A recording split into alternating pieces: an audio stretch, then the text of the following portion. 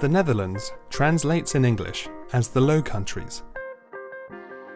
The Kingdom of the Netherlands has been an independent monarchy since 1815, but has been governed by members of the House of Orange-Nassau since 1559. Next to the great European powers, the people of the Netherlands quickly learned to cooperate with their larger neighbours and became a trading people who were able to foresee and create future trends from goods not native to their land. Delft blue pottery was inspired by porcelain imported from China and went on to become a Dutch icon in its own right. The Dutch Republic experienced a golden age between 1550 and 1750. It was the world's major seafaring nation, and not only had rich commercial ties with Europe, but from 1602, with the West India Company and the East India Company, also began trading with the Caribbean and Brazil, as well as monopolizing Asian trade for 2 centuries. The Dutch East India Company was the first ever multinational corporation and was the world's largest commercial enterprise of the 17th century, financed by shares that established the first modern stock exchange in Amsterdam. The rich merchant class of the city sponsored trade links and brought in valuable goods from around the world and sold them in Europe at higher prices. Notably, the Dutch seized the position of world leader in the import of tulips in the 17th century. A common tulip was imported into the Netherlands from what is now Turkey and first cultivated in Europe at Leiden University's botanical gardens. The Dutch merchant class capitalized on the desirability of this foreign bulb in the European luxury markets, and soon even a forward market developed, whereby parties were trading bulbs that had not yet blossomed. The world's first futures markets based on standardized terms and conditions, and the first documented speculative bubble. The historic Keukenhof Flower Park is a showcase for the Dutch floricultural sector's sustained global importance. The Netherlands' economy and society is founded on innovation. The country's geography, with a large portion of its land and 60% of its population below sea level, has been in danger of floods for thousands of years. This continuous battle against the sea has made the Dutch masters of water management and, in turn, masters of civil engineering. During the Middle Ages, a series of devastating storms washed away large areas of land.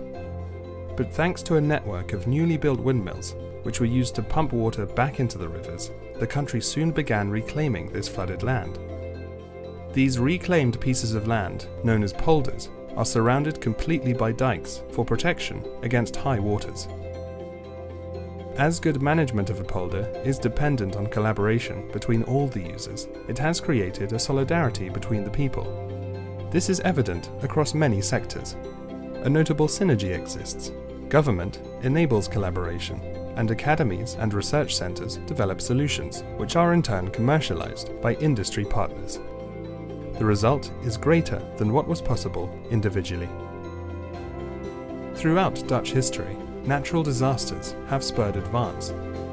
In 1953, a North Sea flood caused such terrible damage to the Netherlands that a major study was carried out on means to strengthen coastal defences. This resulted in the development of the Delta Works, an extensive system of dams, sluices, locks, dikes, levees, and storm surge barriers that shortened the Dutch coastline and reduced the number of dikes that had to be raised to protect the inland from flooding. As of 2010, a new Delta Plan has been formed, so that the Netherlands may prepare itself for the next 100 years. Besides defending itself against storms, the Netherlands has many innovative projects in the fields of agriculture, energy, shipping, and other top sectors. The Maasvlakte 2 is an extension to the port of Rotterdam, its design underpinned by principles of sustainability. In carbon management, the Rotterdam Climate Initiative has been finding solutions to lessen the effects of climate change while ensuring sustainable growth, all through the collaboration of different stakeholders. This spectrum of activities covers many fields of knowledge. Deltares is an independent institute which brings them together. It is a frontrunner in the development, distribution, and application of knowledge for the physical planning, design, and management of vulnerable areas of the country. The institute collaborates with Dutch government, provinces and water boards, international governments, other institutes and market parties. There are many examples of institutes such as Deltares working in other diverse fields. Incubator environments such as Yes Delft are another example of how academia and industry are successfully brought together.